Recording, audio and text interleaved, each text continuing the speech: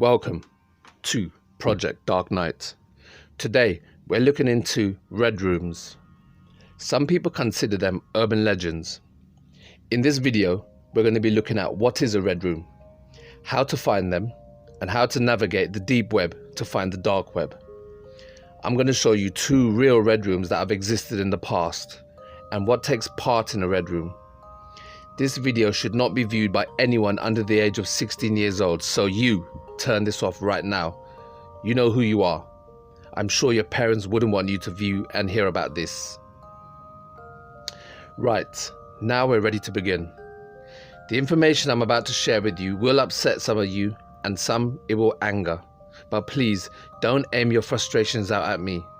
This video is for educational purposes and to enlighten one to the facts. But before we begin, if you're a fan of the strange, dark and mysterious, then Project Dark Knight is the channel for you. I make videos on ghosts, Ouija board and torture. And also I started a new series called Dark Mysteries. This is Series 1, Episode 9, Red Rooms. So, if you love horror, give me a thumbs up by clicking the like button. Let's begin.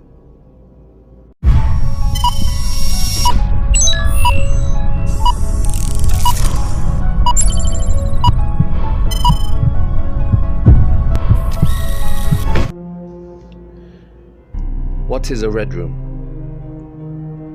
In theory, a red room is a site where a victim gets tortured and murdered on a live streamed video in which you can view and participate for a fee. I'll get into all the details later, but for now, usually people who deal in this kind of business will always have customers and links. To have a red room, that in itself means you're an established member of the dark web community, and it also means you got a lot of customers. And business like this will always be booming. Good for business, bad for whoever finds himself in the red room. What usually happens is you use an Onion or Tor browser to enter the deep web. Never use your own personal PC. What one would do is get a burner. A burner is another laptop or PC that is only used for the sole purpose of browsing the deep web. On the burner, you do not have photos, numbers, or anything personal to you. It's called a burner for a reason, because if the heat comes knocking, you can burn it. You use an Onion Tor browser, which keeps your location a secret by scrambling your ID and signal. The server will bounce your signal around so you can't be tracked. So this means you're anonymous, like an invisibility cloak. But do not let your guard down. The Ferryman. Next, you have to look for the Ferryman. He's the middleman who you will need to find to get the key. Now this won't be easy, and if it was, anyone could get in. And red rooms are not just for anyone. The Ferryman's job is to get you across the deep web into the lounge of the dark web, which is like a waiting room. The key is in the form of a hidden IP address and a number and a password. He will ask you for three things. Number one, your pseudonym. For the purpose of this video, we will use Dark Knight. Number two, he will ask you for an email address. Do not use your own personal address. Make one or use another. The idea is not to get traced back to you, because if you're successful in getting into the red room, what you see and do there, you will not want anyone to know. Lastly, number three, he will ask you for a payment for the key.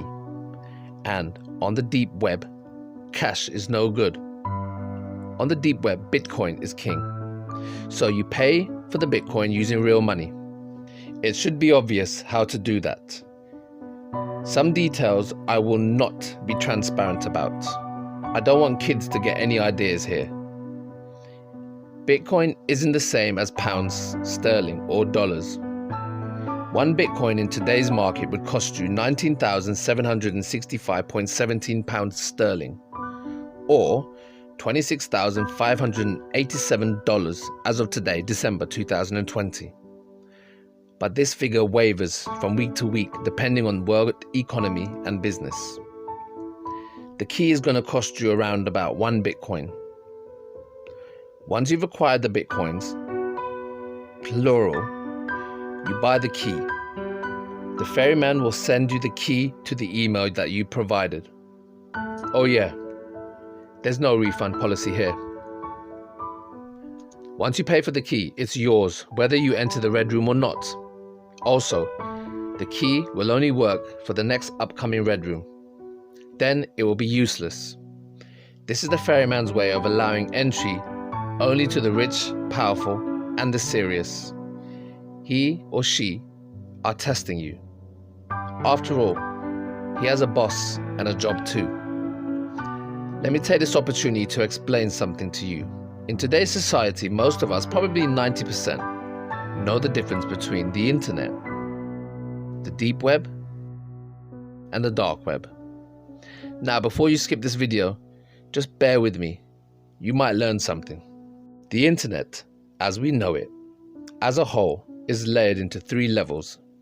And you, your family, your friends, and I will only see and have access to a small amount of it. It may sound like a lot, but compared to what's below, it's a tiny fraction. The World Wide Web is broken up into 3 levels. Level 1, the surface web. It is made up of around about 4% of the World Wide Web. The next is the deep web, which is made up of around about 95% of the web. It's the main chunk. Lastly, it's the dark web, which is made up of around about 1% of the World Wide Web. Before we get back to the ferryman and the key, let me explain one thing to you about what you can find on these 3 levels. On the surface web, which is what we are on right now, you will find things like YouTube, Google, TikTok, eBay. It's the everyday normal web, which is visible for anyone using the internet. The websites on the surface web are indexed by search engines. Google is a great example of a search engine. The user can open websites and gain information, but the interesting thing is that the surface web is only made up of around about 4% of the World Wide Web. The internet is a vast void made up of billions of devices, but the majority of the people don't know this. Level 2, the deep web. The deep web is the secret part of the web, which is not visible for a normal user. The deep web consists of websites, information, and pages that are not indexed by search engines, meaning there is no link or address. The user can only access it if he or she has an authorized person to access it for them, or they have permission from another user like a URL, username, or password, like our friend the ferryman. The deep web is used to store the most personal information like cloud storages, photographs, social security, national insurance numbers, bank details, right up to personal data from the organization and military. The deep web is made up of 95% of the World Wide Web. Level 3, the dark web. The dark web is the most dangerous part of the internet, which is called the dark web or the dark net. It is highly illegal to use the dark web. Criminals use the dark web to conduct their business, and that business is highly illegal. On the dark web, you'll find things like drugs, weapons, hitmen, and worse. You can buy drugs here. You can even see how pure it is and have it sent directly to you. But never use your personal address for shipping. Because really, everyone on the dark web is mixed up in crime, and you don't want your details floating around the servers for people to share. This is where one would go to find, let's say, a gun. Or, if you don't want to get your hands dirty, one could hire a hitman. You'll even be presented with a price list. And from here on outwards, it gets a lot worse. Unfortunately, here you'll find nasty things like pornographic sites targeted at children, where people, mostly pedophiles, share information. This is also where we find the Red Room and our friend the Ferryman, and it's the only place to find it. Some say it's an urban legend, but I know it's real. Think about this for a sec. Would it really be that hard for an organization with a lot of money to set up a room to view someone getting killed and tortured? I don't think so. It's already been done, and I'll get to that soon. The user can only access this if they have a Tor browser. The Tor means the onion router.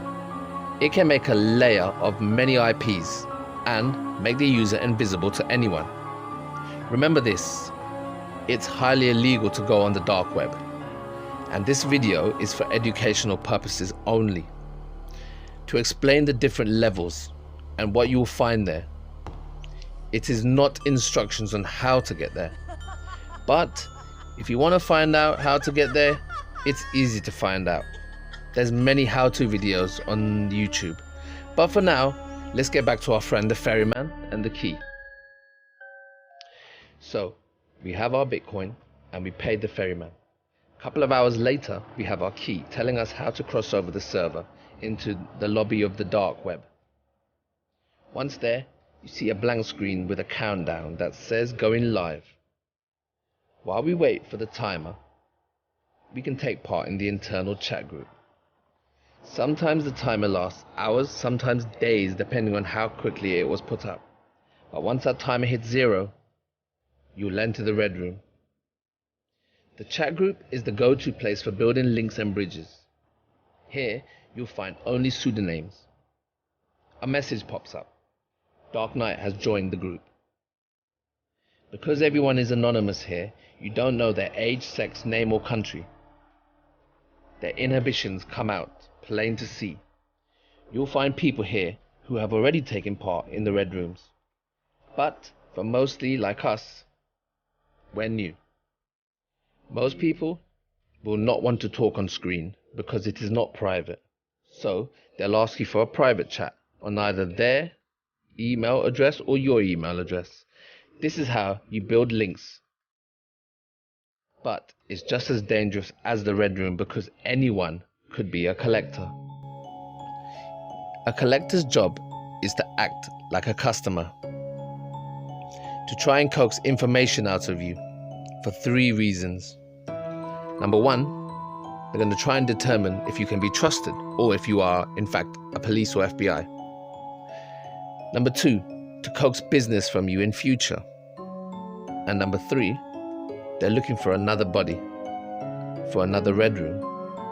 So heed my warnings. Don't ever enter the chat. Countdown to hell. 5, 4, 3, 2, 1. The counter reaches 0. When the counter reaches 0, the screen turns black. The show is about to begin. You get a feeling in your stomach. It's adrenaline. But there's also another feeling too. In the back of your mind, it's fear. Fear of the unknown. Fear of what's to come. Fear of getting caught. If you're using the laptop burner, make sure the camera is taped over. If you have a PC, unplug the camera. You do not want someone watching you through your camera. There has only ever been 2 red rooms that we know of so far.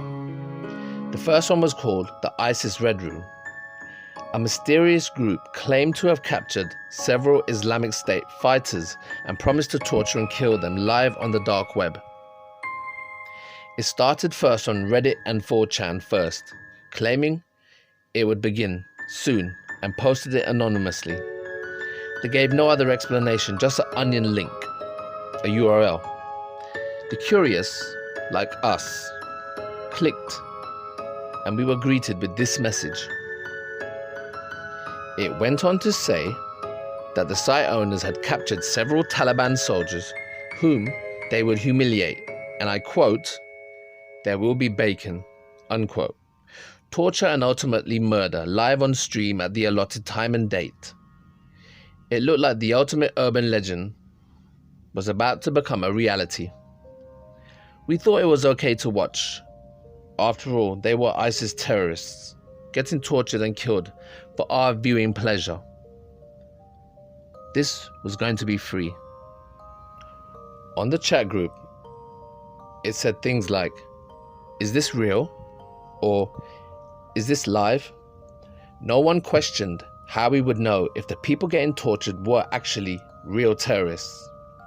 We all believed it and watched and lapped it up. The site owner typed, "This has been funded by several interested groups, so it's free to watch." So by God, we watched. It must be true, right? That second, a mob was born. Comments started flying. Kill the Packies. Hang the Packies. Burn them. Cut off their balls. Feed them bacon and worse. We became, that day, torturers. After all, 9/11 was fresh in our minds, and the hunt for Osama bin Laden. It started at 10 a.m. on Saturday. The image on the screen was of 5 people wearing black sacks over their head. It was a poor quality and it was grainy. The message on the screen said that 2 were going to be killed and 3 at a later date. Suddenly, the picture changed to a single person sitting on the floor with a bag over his head. In front of them was a plate of bacon. As everyone knows, Muslims don't eat pork, so it looked like the game would start with a psychological torture. Suddenly, the message popped up. Quote, "We will spam the shit out of the chat group so the torture orders cannot get through." Unquote. It looked like someone didn't like the show after all. We don't know who the victim was, or even if he was an ISIS member. Another person moved into frame and it looked like it was about to begin when all of a sudden, the screen conveniently went down. A message appeared, "Page not found," and a rumor went around that the FBI had attacked the site, or maybe ISIS found out and stopped it. Or did the site simply just buckle under all that weight of the people refreshing their screens? Less than an hour later, the site reappeared. Message said, "Thank you for participating." The screen said, "All over. Whoops, we lost the source footage." The video lasted for a little over 21 minutes, long and very dull. Every time they carried out a punishment on the jihadist, the video would freeze. Some thought that this was a hoax. I, on the other hand, think it was real. I think there were real people captured, and the whole scenario was to see how long the site would last. I think, in other words, it was a test drive for future. They were testing to see how it panned out for future red rooms. 24 hours later, the site was replaced by an FBI notice. The second red room. The second red room is sheer evil, and I'm so sorry to bring this up again. I take no joy in mentioning it. This was real, but it wasn't live. It was filmed and distributed for millions all across the world. And as a species, it was our all-time low. We had hit rock bottom. It was Peter Scully's Red Room video, titled "The Destruction of Daisy." Peter Scully operated a secret dark web child pornography website known as No Limits Fun, or NLF. He made a lot of sick videos in which the destruction of Daisy was the most vile. He sold it to clients for up to $10,000, made in 2012. It was so extreme that for some time it was regarded as an urban legend. Peter Scully is an Australian man now in prison for the rest of his life in Philippines after being caught and convicted of human trafficking and 5 counts of rape of underage girls. If it was my choice, he'd be dead. As a Roman Catholic, I take no pride in saying that, because what he did was so heinous, so evil, so disgusting. I'm sure he's got a spot reserved for him in hell. Daisy was an 18-month-old child, and this scumbag, Peter Scully, filmed torturing her. She was filmed hanging upside down while 2 accomplices tortured her. I am so sorry to mention it. Some people will know this, but to the others, I am in no way promoting this. I'm just pointing out the facts. I won't get into any more details about this because it was a disgusting crime and he's rotting in jail right now. Daisy's body was found and given a proper burial along with another body. You can Google the destruction of Daisy. I wouldn't recommend it. Back to the Red Room. When the counter reaches 0, you're faced with a person either on a chair or a bed, strapped down in a cell. Then, on screen, you have an option. The options are torture, rape, or killed. Depending on the site, there'll be other options too, like slow death, neck slicing, amputations, and other disgusting unthinkables. Generally, the victim, a man or woman, it doesn't really matter who, gets beaten up. Then, tools are used: whips, sticks, knives, chains. Then, the payment option begins. You pay for what you want done to the victim. Yes, you can just watch, but this option is made for the more elite clientele. The higher the fee, the more chance your option will be used. You successfully win the bid and the victim gets tortured by your means. Eventually, death is inevitable, and by the end of the session, the victim will be begging for their death. It could last minutes, hours, or days, depending on the victim and you. By watching a Red Room, you are breaking the law. If caught, you will face imprisonment and be convicted and charged with an accessory to the crime because you didn't report it. Instead, you encouraged its proceedings. The majority of the internet users think Red Rooms are fake, or that they are urban legends, which is why I made this video. If you use a Tor or Onion browser and a burner and a shitload of coffee, and you dig and dig and dig the bowels of the deep web, you will enter, either on purpose or by mistake, the dark web. Here, I believe, you'll find the rabbit hole. How deep you go is totally up to you. Not everyone can afford a Red Room. It isn't for teenagers who post TikTok videos or YouTubers like the ones I see every day. It's only for the wealthiest and powerfulest, and often in jobs of power like the government, lawyers, business owners, and the highly educated. Henceforth, they know how to keep the Red Room a secret. It's illegal, so obviously no one would post proof and self-incriminate themselves on social media. Final thoughts. Lastly, the people who like being in the Red Room are not mentally stable. Only a handful of people can enjoy true torture being inflicted on others, and to pay to watch or control it. So chances are, most members don't even have a social media profile or a normal life like we know it. Additionally, the majority of Red Rooms are fakes or scams, profiting of the needs of inflicting pain on others.